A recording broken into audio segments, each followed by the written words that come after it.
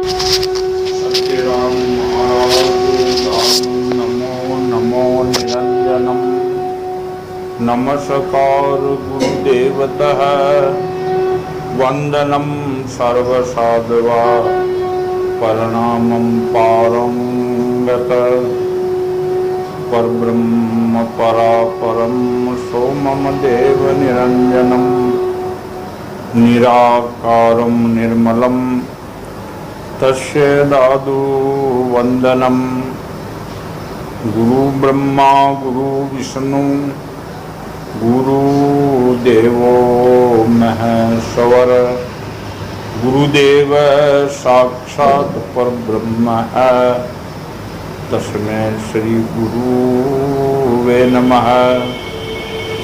ध्यान मूलम गुरु मूर्ति पूजा मूलम गुरुपदम मंत्र मूलम गुरुवाक्य मोक्ष मूलम गुरु कृपा। नाम लेत नो गर टल भजन करत बह जाए। जग जीवन जपा जप सभी विघ्न बिलाए। बोलियो साधु श्री स्वामी दयाल महाराज निरंजन देव की। गुरुदेव की कृपा से सत्संग है श्रीमद् भागवत। इनमें वर्तासुर नाम का जो एक राक्षस था, राक्षस जाति नहीं होती है, कर्म राक्षस होते हैं। वो इंद्र से लड़ाई करी, भयंकर युद्ध हुआ और इंद्र को कई बार इसने जो है हरा दिया। फिर उनके हाथ से मारे गए। भगवान में इनकी जो है प्रीति हुई। ये बात सुन करके राजा परीक्षित ने कहा कि भगवान वर्तासुर का स्वभाव बड़ा रजोगुणी तमोगुणी था। अब इन्हें इसी सत्संग से अपने को ये मिलेगा कि उस परमात्मा की गति बड़ी अलौकिक है। बड़े बड़े तपस्वी तपधारी ज्ञानी ध्यानी न जाने कहाँ के कहाँ चले गए और उनको कहाँ नीचा जो है बिठा दिया। यहाँ सज्जन लोग कहते हैं कि नर चीती होवे नहीं चीती, नर चीती होवे नहीं हरी चीती तत्काल। राजा बलि जाता बेकुंठ भेज दिया पता। ये गति को देखनी है और हर सत्संग में लक्ष्य ये होना चाहिए सुनाने का और सुनने का। लक्ष्य के बिगैर है ये मन एक जगह से दूसरी जगह हट नहीं सकता। जो संसार में जो चिपके हुए है बिना लक्ष्य इस जगह से उठ नहीं सकते, लक्ष्य से उठ जाते हैं। तो परमात्मा की लीला कतरी जबरदस्त है। और राजा परीक्षित ने भी यही शंका करी कि वह असुर था, रजोगुणी थे तमोगुणी थे। वह देवताओं को भी कष्ट पहुंचाकर पाप करते थे। इसी स्थिति में भगवान नारायण के चरणों में उनको शुद्ध भक्ति कैसे प्राप्त हो। मरते मरते वे नारायण प्रकट हो गए और उनकी जो है नारायण में बड़ी प्रगाढ़ भक्ति उत्पन्न। तो कैसे हो? हम देखते हैं कि प्राय शुद्ध सत्यमय देवता और पवित्र हृदय रसी लोग भगवान की परम प्रेम में अन्य भक्ति से वंचित ही रहते हैं। कोई मनुष्य सत्यमय मनुष्य देवता ऋषि भगवान की जो अन्यमय भक्ति तक नहीं पहुंच रहे। भगत है सब, अन्य भक्ति किसको कहते हैं? अन्य भक्ति में पहुंचना बहुत ही कठिन है। अन्य में भक्ति पर नहीं पहुंच सकते, वंचित रहते हैं। सचमुच भगवान की भक्ति बड़ी दुर्लभ है, बहुत दुर्लभ है। दुर्लभ दर्शन साधु का, दुर्लभ गुरु उपदेश, दुर्लभ करबा कठिन है, दुर्लभ परस अलेख। ये महाराज का शब्द है। कि साधु का दर्शन ही दुर्लभ। अब इनमें यह समझ आए कि बहुत से घूमते फिरे यहाँ के देख जाते हैं साधु यहाँ है बहुत से है, वह ये भूमिका ही कौन है, ये तो व्यवहार है। देख साधु का जो है अंदर अंतःकरण में शब्द घुसना, प्रेम होना बहुत है। और उनका जो है दुर्लभ दर्शन साधु का उपदेश सुनना बहुत दुर्लभ, देते नहीं होते। कोई मालन को ओढ़ लो थोड़ी जो मोला भाजी चाहो जिन दे दे।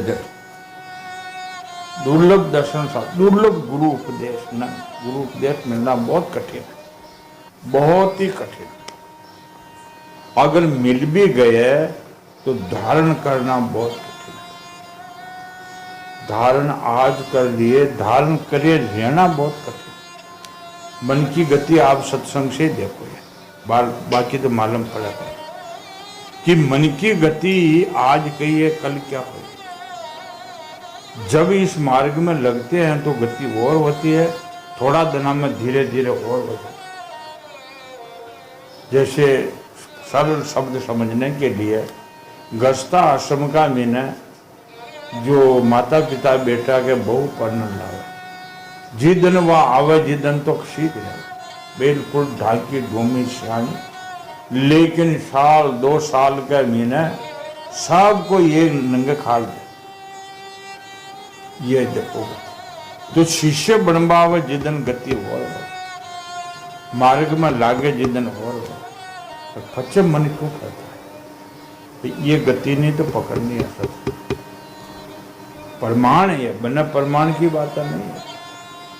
जब ये टोडा राय सिंह, सूर्य सिंह राजा पिपाजी के शिष्य हो गए, और श्रद्धा भी तो संत दयालु होते, उसको जाकर के कहा कि शिष्य बनने के लिए आए जो भाव करेगा। जिदन का भाव कहाँ गया, और पत्नी इसलिए होते भाव बदल जाते, भाव बदल के किधर का किधर हो जाता, ये पतन का कार्य है। पहुंच क्यों नहीं पाते भाई? ये जो है भाव बदलने से बिखर जाते हैं, इधर उधर तितर शब्दों की जो है शब्दों को ग्रहण न करके इधर उधर बिखर जाते। वह महाराज ने बताया है ना कि तीजे फेरे रेण दे बंजारिया, तो बहुत उठाया भार, भार क्यों उठाया, बिखर क्यों संसार, बिखरने से जो है भार हो गया। तो ये जो है अन्य भक्ति से वंचित है। भगवान इस जगत में प्राणी पृथ्वी में धूलि कणों के समान ही असंख्य है। इनमें कुछ मनुष्य आदि श्रेष्ठ जीव ही अपने कल्याण की चेष्टा करते, बाकी नहीं करते। मनुष्य शरीरों की कमी नहीं है, और परमात्मा कहाँ है या नहीं, जो परमात्मा कहीं आकाश पाताल में ढूंढना है। जैसे पृथ्वी में कण है वैसे परमात्मा समझ, जैसे दूध में गिरत है, काष्ठ में अग्नि है, वैसे परमात्मा है। फिर भी ये मन जो है वंचित क्यों रह रहा है, ये क्या कारण? वही कारण है जिस जन शिष्य बना उसको भाव बिखर जाते हैं। कल्याण की चेष्टा क्यों नहीं करते? जीव ही अपने कल्याण की चेष्टा करते हैं, बर्मन उनमें भी संसार में मुक्ति चाहने वाले बिरले ही होते हैं। कल्याण की चेष्टा में लग जाए लेकिन मुक्ति चाहने वाला तो कोई बिरला ही नहीं। शरीर में निरोगता चाहते हैं, पद चाहते हैं, संसार में जो है पुजवाना चाहते हैं, ये नहीं। मुक्ति चाहने वाले कोई बिरला ही नहीं। और मोक्ष चाहने वाले हजारों में मुक्ति या सिद्धि लाभ को कोई सा ही कर पाते हैं। महामुनि करोड़ों सिद्ध, ये देखो एक एक शब्द का आप विचार कि संसार में 2 पगा मनुष्य बहुत है, मुक्ति चाहने वाले कोई बिरला, और मुक्ति चाहने वालों में करोड़ों में, हजारों में मुक्ति या सिद्धि लाभ कोई मिलता है। लेकिन करोड़ों सिद्धि या मुक्ति पुरुषों में भी वैसे शांत चित्त महापुरुष मिलना तो बहुत ही कठिन है। मुक्ति भी को लाभ भी मिल जाओ, सदा शांत चित्त रहने वाले, सूटी सदा शाबत रहे तिनका मोटा पा, ये महाराज का शब्द भी। शांत चित्त रहने वाले कोई दिखता नहीं, मिलना ही बहुत कठिन है। शांत चित्त मन एक क्षण में तो यो पांतरों बदला, कभी कभी इधर उधर उधर। अरे चंचल बंदर तो रूकड़ा पर जम सके न जम, बांदरो रूकड़ा पर जमे, ये डाले को वहां पर यहीं पर वहां पर, लेकिन वहां चंचल है बंदर के पीछे भी मन खराब, मन ढमे देता। शांत चित्त वाले तो कोई बहुत मिलना ही कठिन है, जो एकमात्र भगवान के ही परायण हो। ऐसी अवस्था में वह वृत्तासुर तो सब लोगों को सताता था और बड़ा पापी था, फिर भगवान के चरणों में उनकी भक्ति कैसे हो। ये बात राजा परीक्षित महाराज महामुनि सुखदेव स्वामी को पूछते हैं। उन्हें भयंकर युद्ध में अवसर पर भगवान श्री कृष्ण अपनी मृत्युओं को इस प्रकार दृढ़ता से लगा सका, उनका क्या कारण है? युद्ध में मृत्यु लग जाना, हाँ, युद्ध में तो बहुत ही जो है क्रांति होती है, स्वामी ने जो है मृत्यु लगना बहुत कठिन है। प्रभु इस विषय में हमें बहुत अधिक संदेह है और सुनने का बड़ा मेरे को जो है बहुत भारी उल्कंठा भी है। अहो वृत्तासुर का बल पौरुष कितना महान था, इसे रणभूमि में देवराज इंद्र को भी संतुष्ट कर दिया। सूजी महाराज ने कहा, सौनक जी, ऋषियों के भगवान सुखदेव जी ने परम ऋषि, ऋषियों के शिरोमणि सुखदेव जी ने परम श्रद्धालु राज ऋषि परीक्षित का ये श्रेष्ठ प्रश्न सुनकर उनका अभिनंदन करते हुए वे ये बात कही है। परीक्षित, तुम सावधान होकर के सुनो, यानी सुनबा में श्रवण भक्ति होती है। एकाग्र चित्त से सुनते रहो, एक शब्द से दूसरा शब्द पर ध्यान रखो, अब क्या है, और उनके विचार करते रहो, तो ये मन एक जगह ढलना है। तो खांडे की धार छुरी को पानो, असल सुई को नाको, जोगाराम थारो मार्ग बाको। तो श्रवण भक्ति राजा परीक्षित की तो केवल सुनने की भक्ति, स्मरण भक्ति, स्मरण करना प्रहलाद की भक्ति, कीर्तन भक्ति नारद की, लेकिन एकाग्र चित्त कीर्तन करना तो नारद के जैसे, स्मरण करना है राम राम राम प्रहलाद के जैसे, और भगवान की लीला सुननी है तो राजा परीक्षित। एकाग्र चित्त, एकाग्र मन बिना तो खुद न सुनाया, अब मन तो जगह पर आई न तो सुनावे।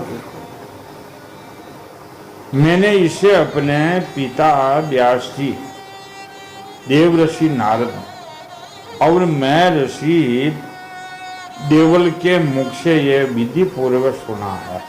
ये बात सुखदेव स्वामी ने कहा। मैंने व्यास जी से सुनी ये बात, नारद जी से भी सुनी और देवल ऋषि से भी सुनी कि ये वृत्तासुर कौन था पीढ़ी के जन्म।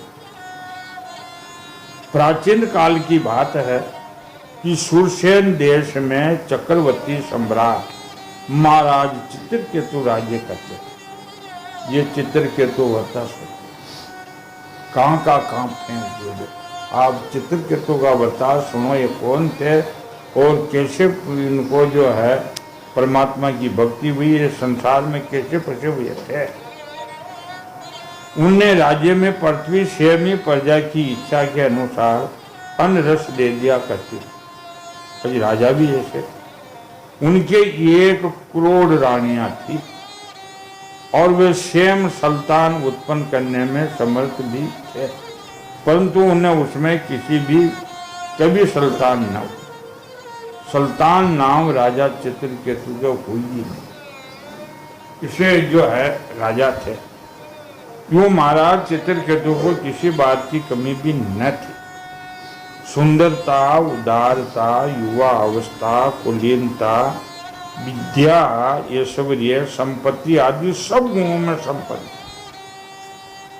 18 गुण आदमी के जो है मिले पर एक गुणों की तो कमी रहती है, लेकिन वह सब गुणों से संपन्न। वह चित्रकेतु जो है सुंदरता, शरीर बहुत सुंदर थे, सुंदरता, उदारता, युवा अवस्था, ताकत, समर्थी और जवानी अवस्था थी। कुलीनता यानी कुलवान थे, ऐसे नहीं थे इधर उधर, कुलवान थे। विद्या, विद्वान था, मूर्ख नहीं था। ऐश्वर्य की कोई कमी नहीं थी, संपत्ति थी, सब गुणों में संपन्न। फिर भी उनकी पत्नियां सारी बहन थी, इसलिए उन्हें बड़ी चिंता रहती। वह सारी पृथ्वी में एक छत्र राज्य भी करते थे, सम्राट भी थे। बहुत सी रानियां तथा सारी पृथ्वी उनके वश में थी। सब प्रकार की संपत्तियां उनकी सेवा में उपशिष्ट थी, परंतु वह सब वस्तुएं उसे शून्य यानी शून्य लग रही कि इसको पीछे कौन संभाला। एक दिन श्राप और वरदान देने में समर्थ अंगिरा ऋषि सब इच्छा रूप से विभिन्न लोगों में विचरते राजा चित्रकेतु के महल में पहुंच गए। अपनी इच्छा से विचरने वाले ऋषि अंगिरा ऋषि, उनका नाम सुनते हैं। अंगिरा गोत्र ये ऋषि गृहस्थी थे, लेकिन बड़े ऋषि थे, अच्छे ऋषि थे। अंगिरा गोत्र के बहुत से ब्राह्मण होते हैं।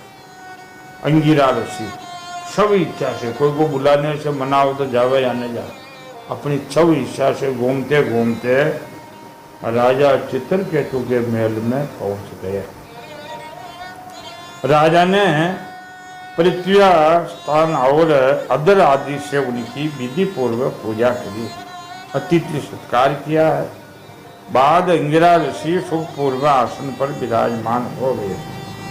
राजा चित्रकेतु ने शांत भाव से उनके पास ही बैठ गए और महाराज, मैं ऋषि अंगिरा ने देखा कि राजा बहुत विनयी और मेरे पास पृथ्वी पर बैठकर मेरी जो ये भक्ति का मैंने लवलीन है।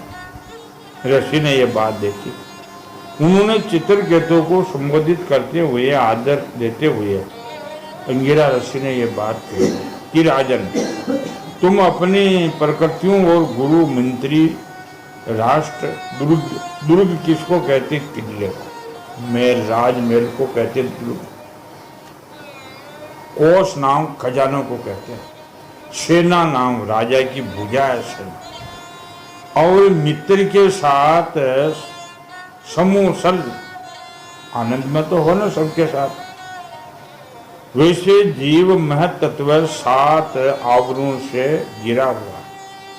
अंगिरा ऋषि ने कहा कि देख राजा, मैं तेरी कुशल पूछता हूँ, तेरी जिज्ञासा और तेरा प्रेम देख, लेकिन ये जीव का 7 आवरण लगे हुए हैं।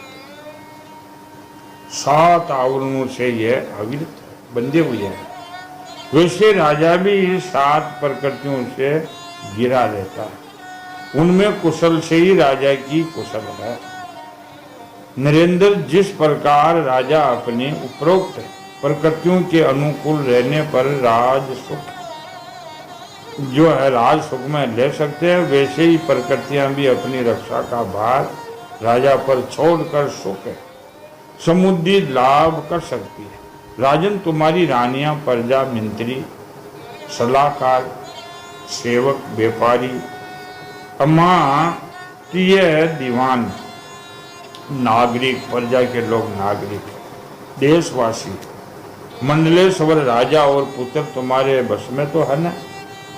सच्ची बात कहो ये कि जिसका मन अपने वश में है, उनमें ये सभी वश में होते हैं। अगर सब अपने वश में, अपना मन अपने वश में नहीं है, तो वो कोई वश में नहीं। ये बात अपने को सत्संग में मिलती है कि अपना मन अपने वश में करो। पहले अपना मन अपने वश में है, इतना नहीं, सभी लोग और है लोकपाल, भी बड़ी सावधानी से उसे भेंट देकर उनकी प्रसन्नता चाहते हैं, परंतु मैं देख रहा हूं कि तुम स्वयं संतुष्ट नहीं हो राजा। अंगिरा ऋषि ने ये बात कही, मेरे पास बेटा है, सब प्रकार को मैंने ऐश्वर्य देख लियो है, लेकिन तू स्वयं संतुष्ट नहीं है। इनका क्या कारण? तुम्हारी कोई कामना अपूर्ण है, तुम्हारे मुख पर किसी आंतरिक चिंता में चिन्ह झलक रहे हैं। तुम्हारे इस असंतोष का कारण कोई है या स्वयं ही तुम? परीक्षित महर्षि अंगिरा ये जानते थे कि राजा के मन में किसी बात की चिंता है, फिर भी उन्होंने उसकी चिंता के संबंध में अनेकों प्रकार प्रश्न पूछे। चित्रकेतु को सुल्तान की कामना थी, ये चिंता थी। महर्षि ने पूछने पर उसने विनय से झुककर निवेदन किया। सम्राट राजा चित्रकेतु ने कहा, भगवान, जिन योगियों की तपस्या, ज्ञान, धारणा, ध्यान, समाधि द्वारा सारे पाप नष्ट हो चुके हैं, उनके लिए प्राणियों के बाद या भीतर की ऐसी कौन सी बात है कि जिसे वे न कर सके, वे जानते न हो। आप सब जानते हो महाराज, ये सब होने पर भी जब आप सब कुछ जानबूझ करके और मेरी मन की चिंता पूछ रहे हो, तो मैं आपकी आज्ञा और प्रेरणा से अपनी चिंता आपके चरणों में निवेदन नाम कहता हूं। मुझे पृथ्वी का साम्राज्य, ये शौर्य और संपत्तियां, जिसके लिए लोकपाल भी ललचायमान रहते हैं, वो जो है रहते हैं, प्राप्त है, परंतु सुल्तान न होने के कारण मुझे इस सुख भोगों में इस प्रकार तनिक भी शांति नहीं मिल रही है कि जैसे भूखे प्यासे प्राणी को अन्न जल न मिले। महाराज ये चलता है। महाभाग्य मान मैं ऋषि, मैं तो दुखी हूं। पिंडादान न मिलने के आकाश में मेरे पितर भी दुखी रहते हैं।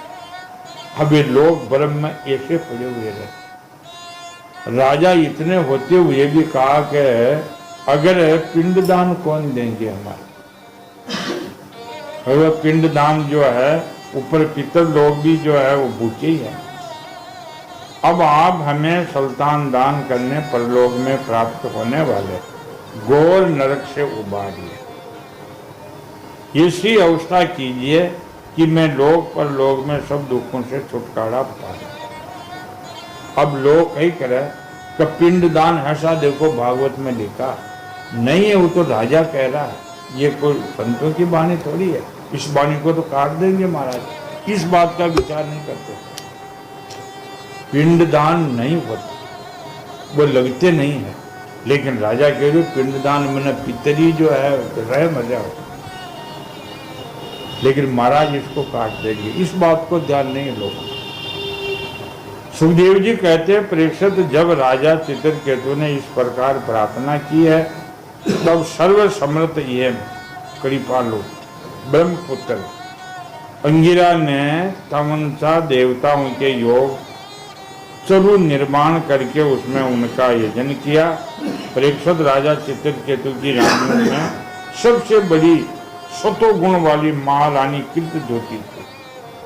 महर्षि इंगिरा ने उनको यज्ञ का अवशेष प्रसाद दिया। पुत्र से यज्ञ करवाया है। राजा से यज्ञ करवा करके अग्नि देवता मेनू अग्नि में प्रगट व साक्षात खीर को जो है कटोरों ले निकले, और वो खीर को कटोरों महाराज ले करके सबसे राजा की बड़ी रानी गुणवान सती वो कृत ज्योति उनको दी। राजा चित्रकेतु ने कहा, राजन, तुम्हारी पत्नी के पुत्र जो तुम्हें हरक और शोक दोनों देने वाले होंगे, क्यों पुत्र से सुख थोड़ी मिला। आज पुत्र से सुख किसी को भी नहीं मिला। महाराज ने कहा कि मान रखा है, तेरे को हरक भी होगा लेकिन शोक भी होगा। यूं कहकर अंगिरा रसिक चले गए। जब यज्ञावेश प्रसाद खाने से महारानी कीर्तिवती चित्रकेतु वह गर्भवती हुई और राजन सुरसेन देश के राजा चित्रकेतु तेज में कीर्तिवती का ये गर्भ शुक्ल पक्ष के चंद्रमा के समान दिनों दिन बढ़ते गए।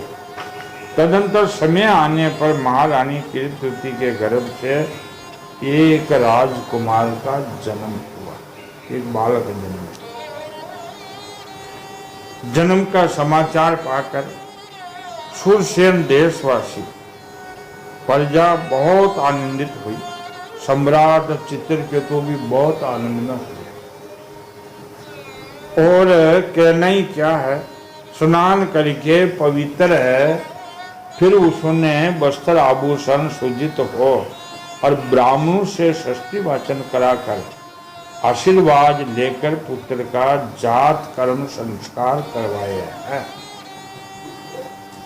जब उन्होंने उस ब्राह्मणों को सोना चांदी वस्त्र आभूषण गांव घोड़े हाथी 6 मूर्ख गाया, राजा की राजधानी थी, कमी कोई धन की थी नहीं, ब्राह्मणा ने दूसरा उदार शिरोमणि राजा चित्रकेतु पुत्र के धन यश आयु की वृद्धि के लिए दूसरे लोगों को मुंह मांगी वस्तु दी है कि मेरे पुत्र सदा कुशल रहे, आयु बढ़े उनकी, बुद्धिमान हो।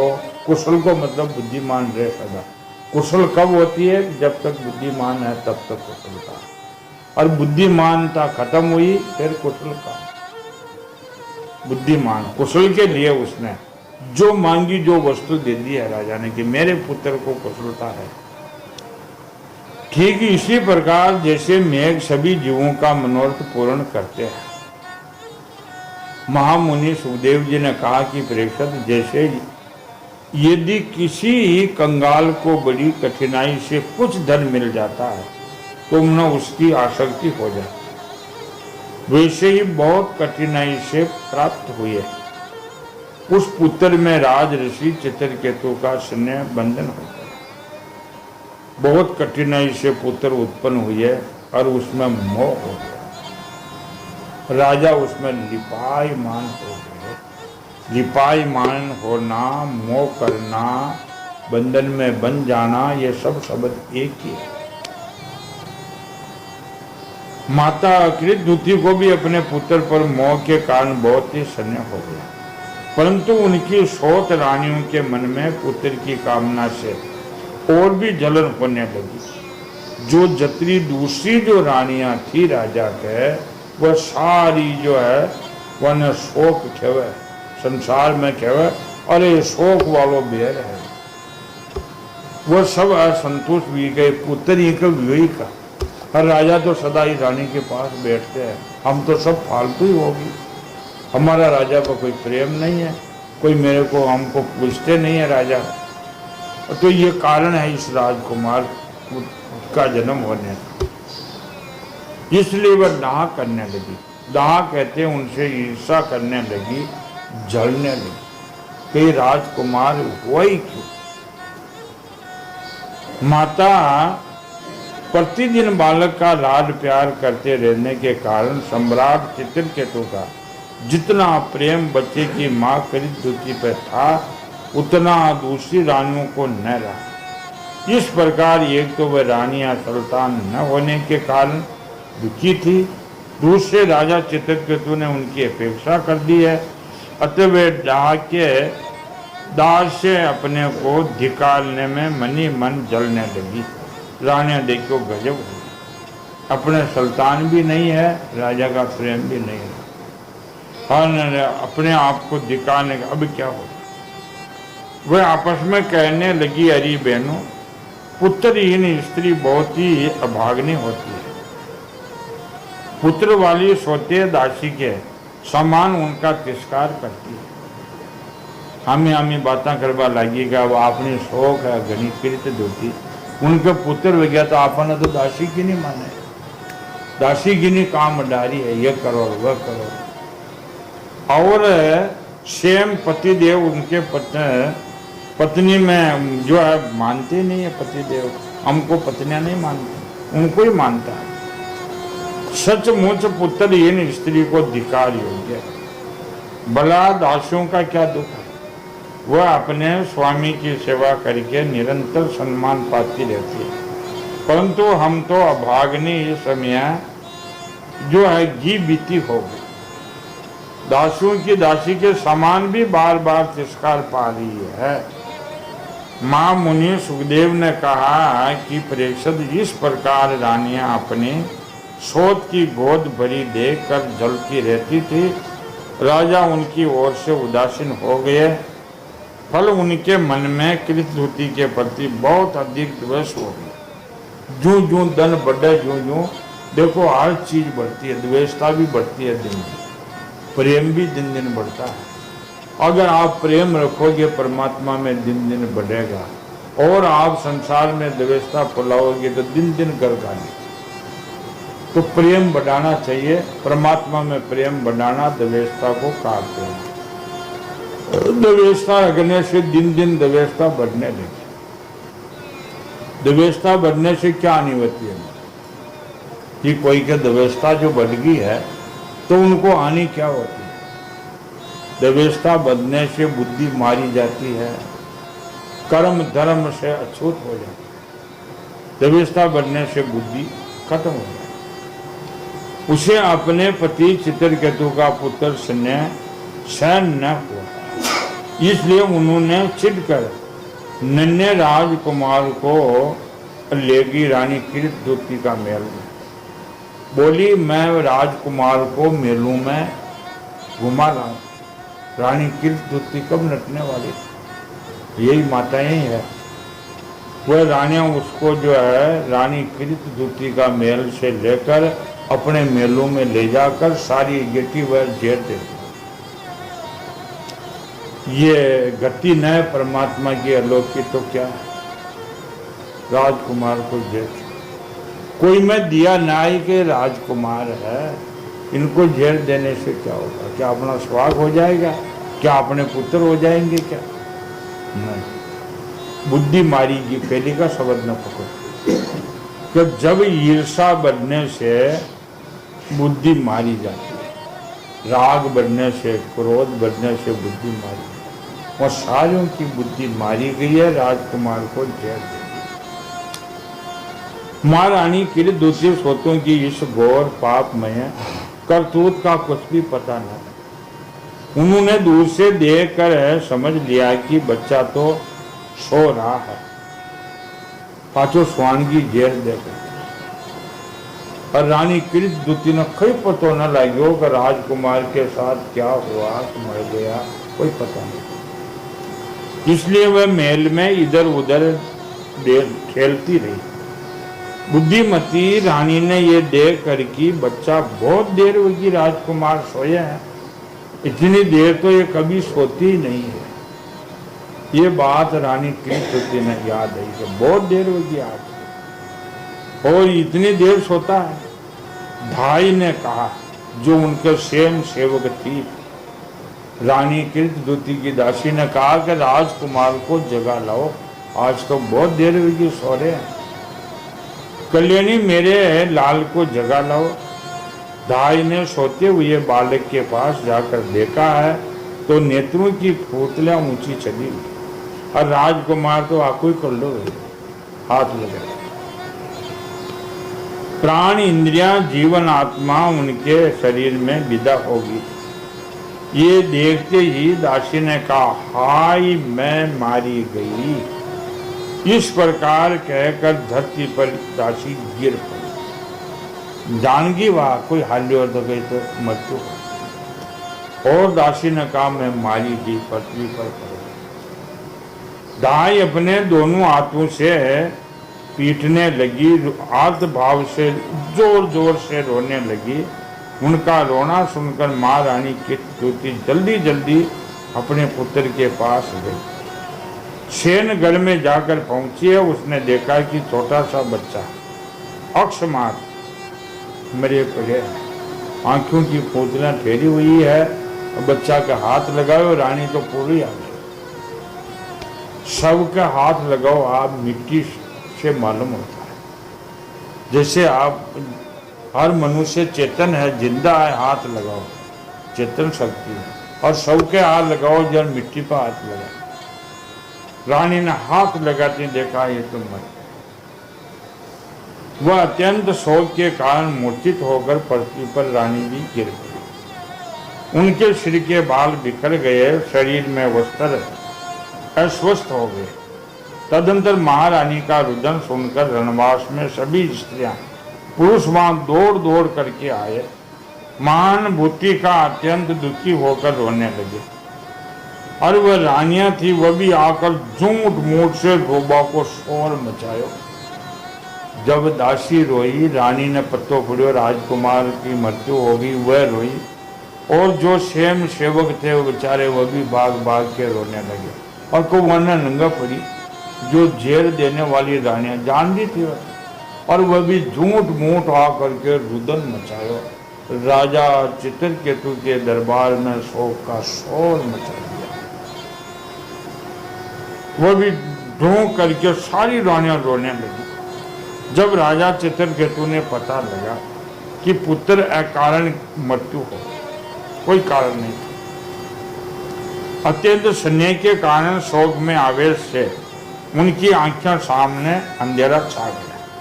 और धीरे धीरे अपने मंत्रियों और ब्राह्मणों के साथ मार्ग में गिरते पड़ते मतंग बालक के पास राजा भी पहुंचे। राजा मोह में डूब गया। आंखें राजा की बंद हो, दिखता नहीं है।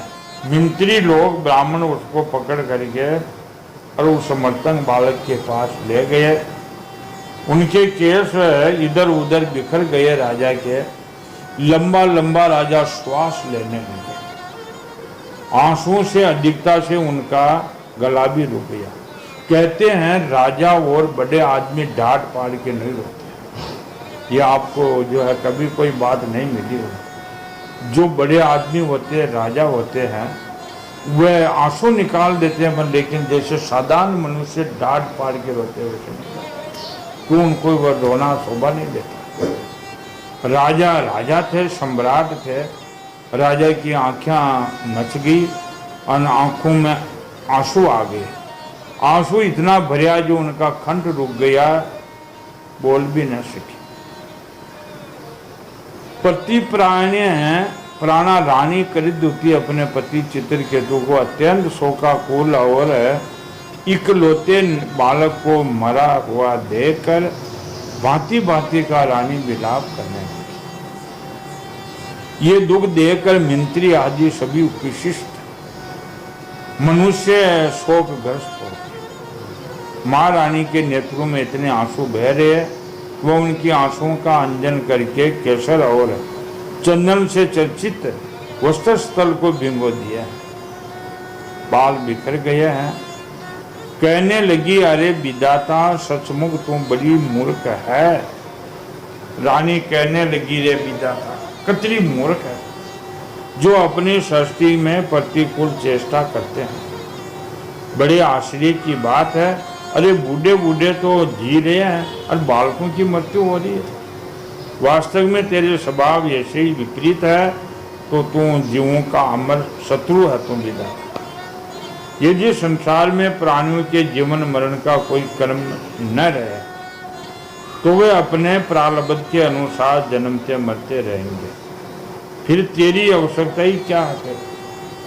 तूने संबंधियों में संन्यास बंधन से इसलिए डाल रखा है कि न वे तेरी सृष्टि को बढ़ावे, परंतु तू इस प्रकार बच्चों को मार कर अपने किए हुए कराए अपने हाथों पानी फेर रही है। फिर वे अपने मर्तंग पुत्र की ओर देखकर कहने लगी, बेटा मैं तुम्हारे बिना अनाथ हो गई। मुझको छोड़ करके तू कहाँ चला गया? ये रानी का विलाप है। लोग ऐसे ही करते हैं संसार में। तुम इस समय राज के साथ दूर मत जाओ। बड़ा ही निर्दयी है। मेरे लाल को राजकुमार उसे बिठा दो, बेटा कर दो। अरे विधाता, बड़ी निर्दयी है और मेरे देकर राजकुमार को बेटा कर दो। तूने सोते सोते बहुत देर हो गई। सुखदेव जी ने कहा, परीक्षित, जब सम्राट चित्रकेतु ने देखा रानी अपने मर्दंग पुत्र के लिए इस प्रकार भांति भांति विलाप करी। तब शोक से अत्यंत संतान और राजा भी जो है राजा डमनी नायो, राजा आंखें खोले फूट फूट आंसू बेबा। इस प्रकार सारा नगर शोक से अचेत हो गया। राजन मैं ऋषि अंगिरा संत दयालु होते हैं, जानते थे अंगिरा ऋषि को। राजा को पहली कह गए कि देख राजा तेरे को हरक शोक दोनों होगा। पहले उनको बहुत मना किया। अंगिरा ऋषि ने मना किया, राजन तुम्हारे जो है सुल्तान नहीं हो और तुम सुल्तान के लिए जो है अपना ये चिंता दूर कर दो। लेकिन चित्रकेतु ने कहा महाराज जैसा हो वैसा सुल्तान का बलिदान दीजिए। मेरी बुद्धि मोह में है, जिसकी बुद्धि में मोह लगा हुआ उनको ज्ञान नहीं लगता। जो बुद्धि संसार में जो रमण करी हुई है मोहमय है, उनको ज्ञान कभी नहीं लगेंगे, चाहे आप उसको बहुत ज्ञान सुनो, लेकिन वो घुसेगा ही नहीं। जैसे शीशा, जो कांच का शीशा वह सैकड़ों मुंडो है और बाल्टी भर ऊपर पानी चाहे बली, उनको जो है कितने जल डालो लेकिन अंदर प्रवेश नहीं होगा, गरबड़ा बंद के आर पार बोल। ऐसे मोहमय आदमी के कभी ज्ञान नहीं लगते। अंगिरा ऋषि ने देखा कि राजा शोक के सागर में डूब रहे हैं, अपने से भी नहीं समझने वाले। नारद ऋषि जी को देख के आए। ये अंगिरा ऋषि ने दिया करी। राजा चित्रकेतु पुत्र शोक के कारण चेतनाहीन हो रहे हैं, यहाँ तक कि उसे समझाने वाला ये मुल्क में कोई नहीं है। अंगिरा ऋषि ने कहा कि नारद जी राजा शोक में डूबे हुए हैं, आखिर सम्राट राजा और राज ऋषि की पद्धति भी थी, समझाने वाले कोई नहीं है, आप चलो महाराज। दोनों फौरन वहां आए। अंगिरा ऋषि नारद जी महाराज को लेकर के और चित्रकेतु के शोकग्रस्त राजभवन में पहुंचे हैं। सुखदेव जी ने कहा परीक्षित राजा चित्रकेतु शोकग्रस्त होकर मुद्दे के सामान अपने मर्दंग पुत्र के पास पड़े हुए। राजा अचेत होकर के पड़ी गए पर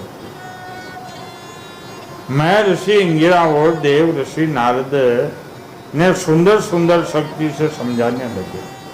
उन्होंने कहा राजेंद्र जिसके लिए तुम इतना शोक कर रहे हो वह बालक है ईरा जन्म और पहले जन्म से तुम्हारा कौन था, उनमें तुम कौन थे।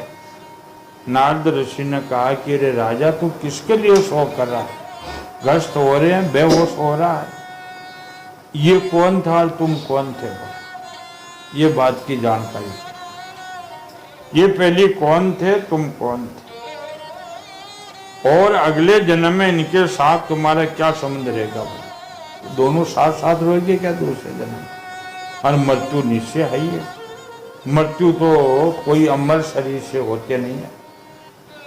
जैसे जन्म के वेग से बालू के कण एक दूसरे में जुड़ते हैं और बिछुड़ते रहते हैं, वैसे समय में प्रवाह के प्राणियों का मिलना और बिछुड़ना ये तो आदि काल से चले आए हैं।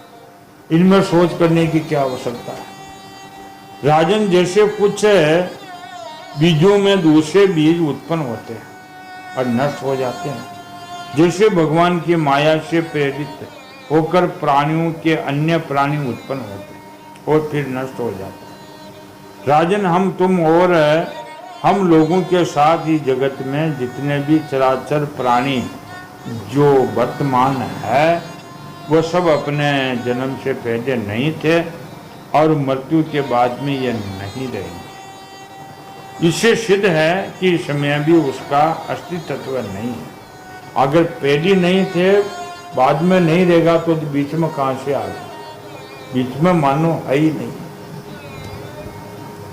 क्योंकि सत्य वस्तु तो उस समय एक सी रहती है। भगवान समस्त प्राणियों के अधिपति है, उनमें जन्म मृत्यु आदि विकार बिल्कुल नहीं है। राजा उसे न किसी की इच्छा है न अपेक्षा है, वह अपने आप परतंत्र प्राणियों की सृष्टि कर लेते हैं और उसके द्वारा अन्य प्राणियों की रचना, पालन और श्रृंगार करते हैं। ठीक वैसे ही जैसे बच्चे घर घरोंदे खिलौना बनाकर बिगाड़ देते हैं।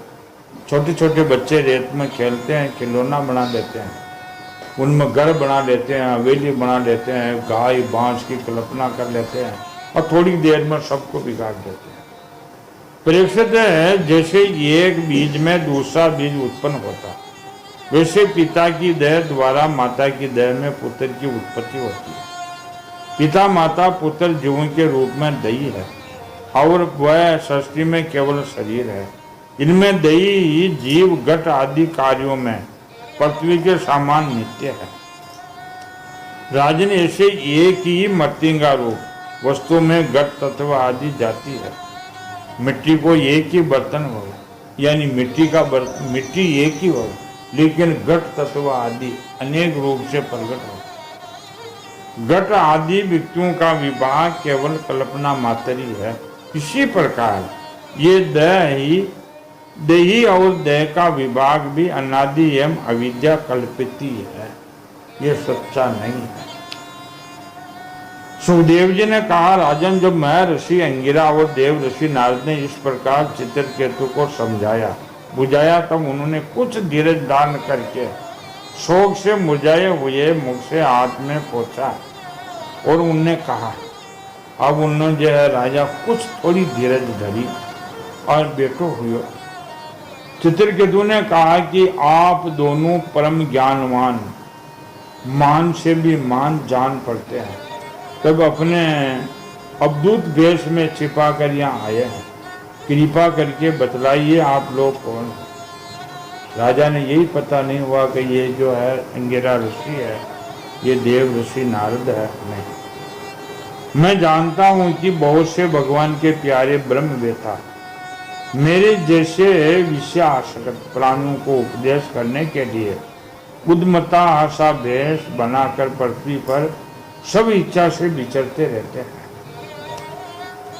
सनत कुमार नारद, रंभु, अंगिरा, देवल सहित अपांतर, तम, व्यास, मार्कंडेय, गौतम, वशिष्ठ, परशुराम, कपिल देव, सुखदेव, दुर्वासा, याज्ञवल्क्य, जागत्य, अरुणी, रोमस, चवन, दत्तात्रेय, आसुरी, पत्नी और वेदशिरा, ये ऋषि बहुत घूमते रहते हैं।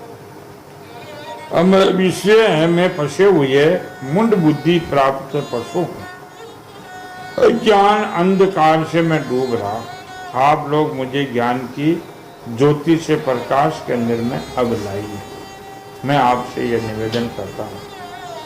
अंगिरा ने कहा, राजन, जिस समय तुम पुत्र के लिए बहुत ललचाईमान थे, तब मैंने तुझे पुत्र दिया।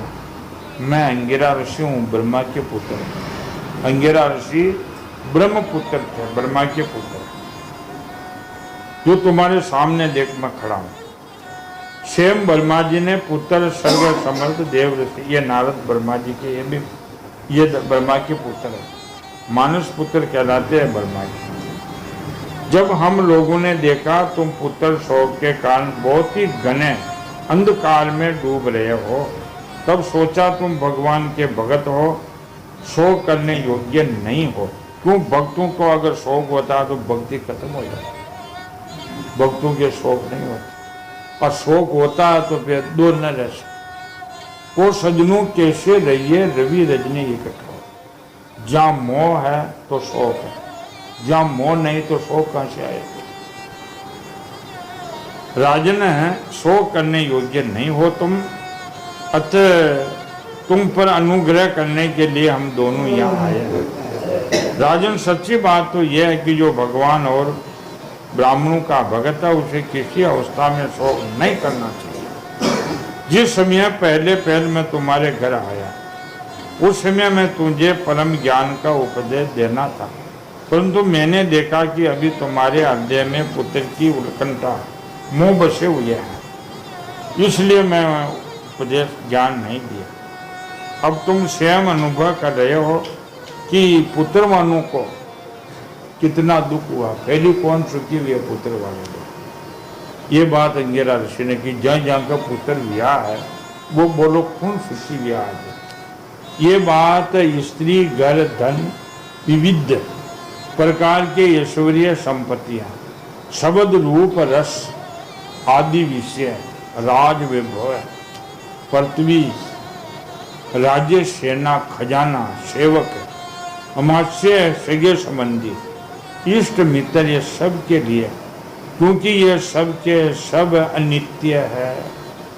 ये जिनके लिए लोग पच पच के मरते हैं, ये सुख मिले, ये सुख मिले, लेकिन ये अनित्य है, यानी ये सब नाशवान है, ये कोई साथ देने वाले है ही नहीं। सुरसेन, अतएव ये सभी शोक, मोह, भय और दुख का कारण है।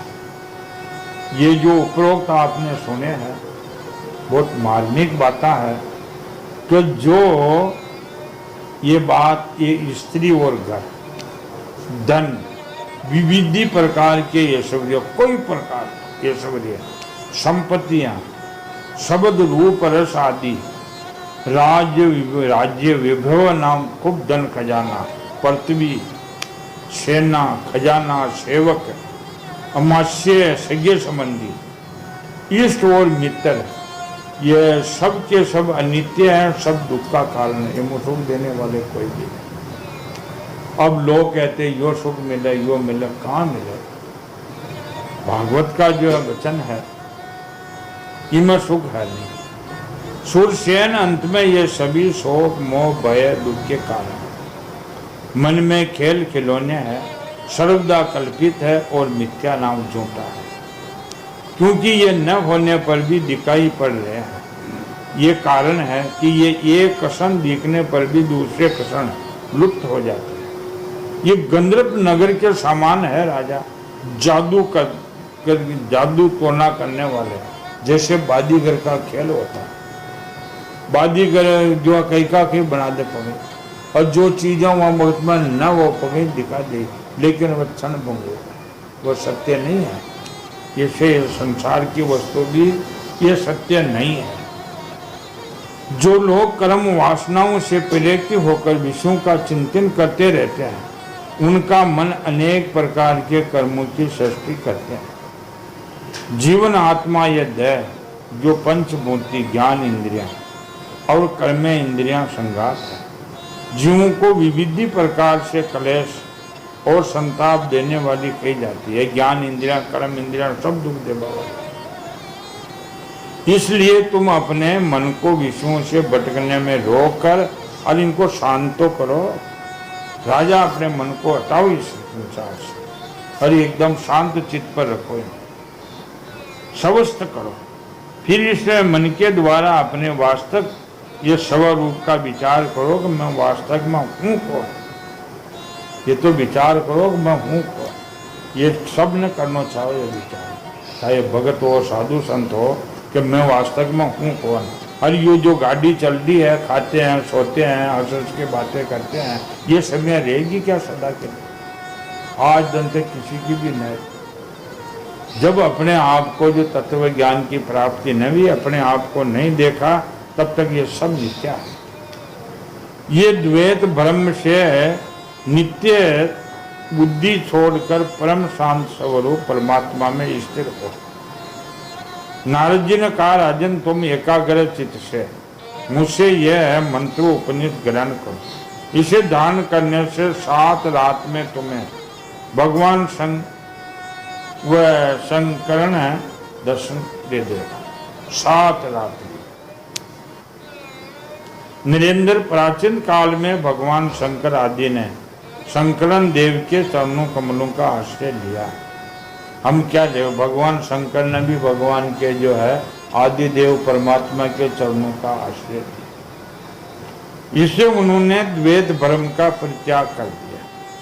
उस महिमा को प्राप्त हुए जिसे बढ़कर कोई नहीं है। तुम भी बहुत शीघ्र ही भगवान के इसी पद को प्राप्त हो जाओ। ये बात नारद ऋषि ने राजा चित्रकेतु को कही है। राजा घबरा रहे थे, चित्रकेतु जो है थोड़ी शांति मिली। इनमें जो है राजा के और महात्माओं का जो है वही समागम होगा और राजा उनको छोड़ करके सचेत होने के बाद में मेलों के बाहर निकल जाए। सच्चिदानंद भगवान की जय। राम बिना मन राम बिना राम बिना राम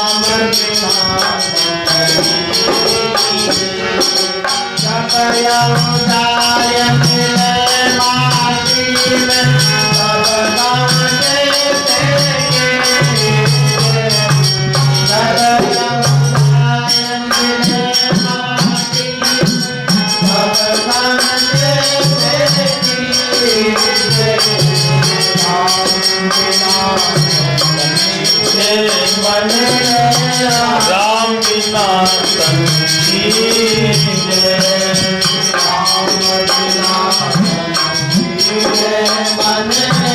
राम बिना राम बिना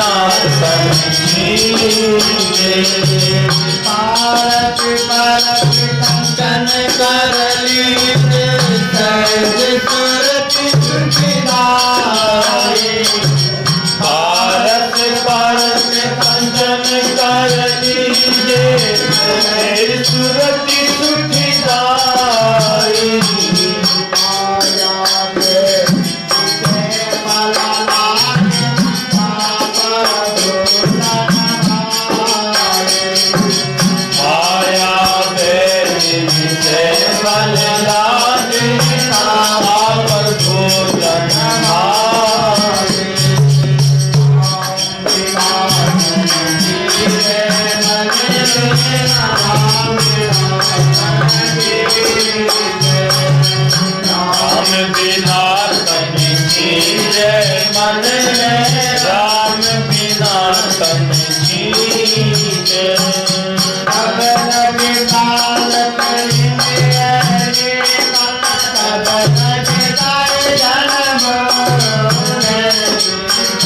लगे प्राण पेट है जीता लगता है जन्म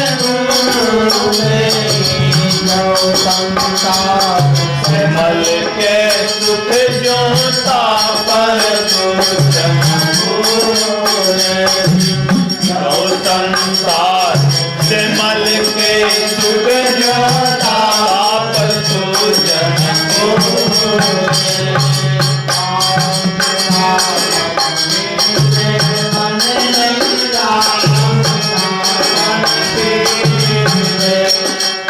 राम बिना तन जय मन रे राम बिना तन अवतर जय जान तन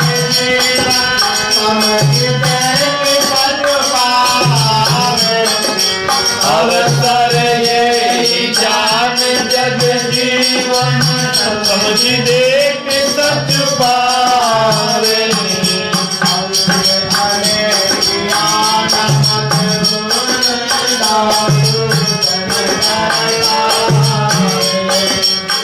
आगे आने के आने मत भूले साधु जन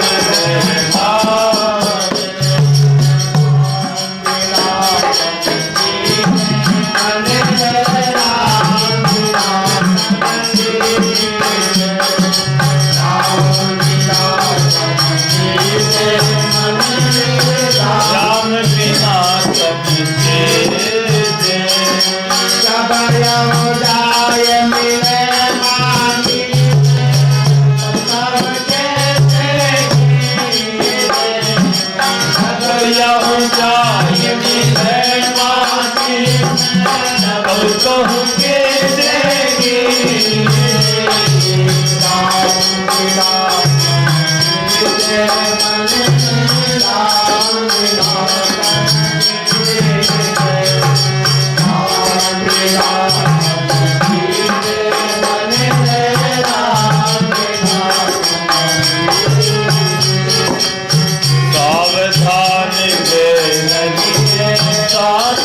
सावधान में रहिए, सावधान में रहिए, साथी सावधान में रहिए।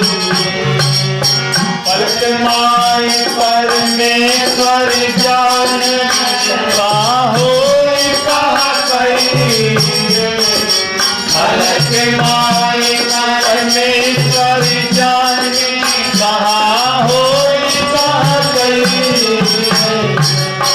सावधान में रहिए, सावधान में रहिए,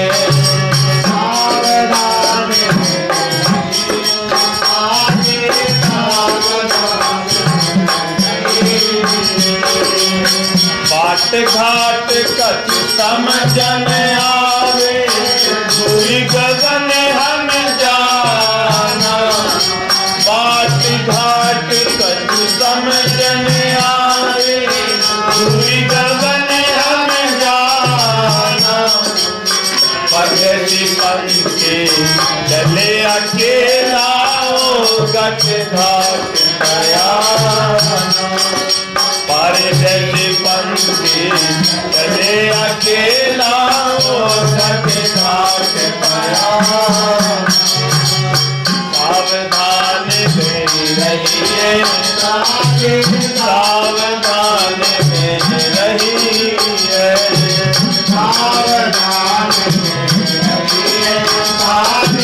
सावधान में रहिए। संगिन साथी कोई नहीं तेरा, यौ सब हाथ पसारा। संगिन साथी कोई नहीं तेरा, यौ सब हाथ पसारा। सरवर पंखी सबे सिधाए, तेरा कौन बनवारा। सरवर पंखी सबे सिधाए, तेरा कौन बनवारा। सावधान में रहिए, साथी सावधान में रहिए, सावधान में रहिए, साथी सावधान में रहिए। सब बताओ पंत सिरानी, छुट्टी रे नाई कोई। सबे बताओ पंत सिरानी, छुट्टी रे नाई कोई।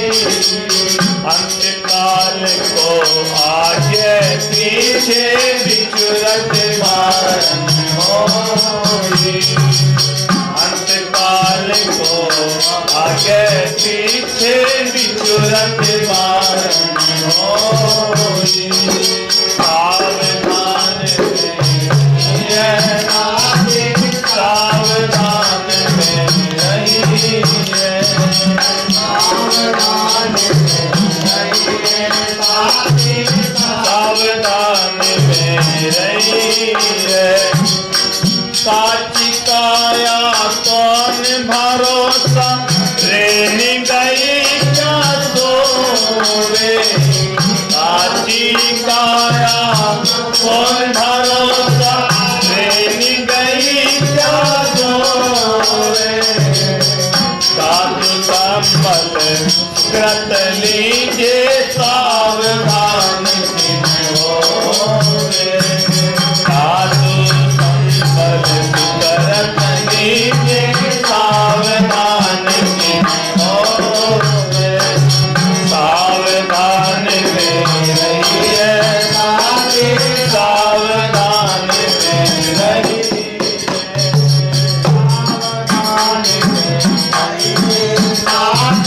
सावधान में रहिए। पलक माई परमेश्वर जान, कहाँ होई कहा कही। पलक माई परमेश्वर जान, कहाँ होई कहा कही।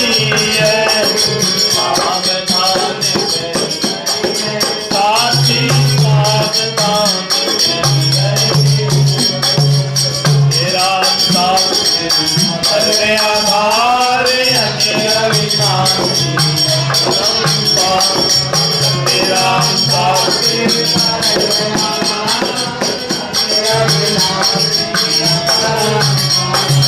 अजय अविनाशी अपरंपार, अजय अविनाशी अपरंपार,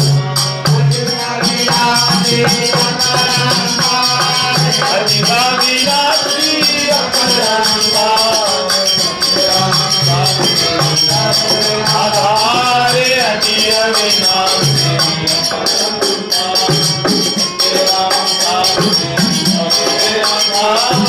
अजय अविनाशी अपरंपार, अजय अविनाशी अपरंपार, अजय अविनाशी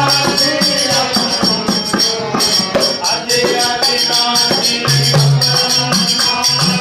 अजय अविनाशी अपरंपार, आधार अजय अविनाशी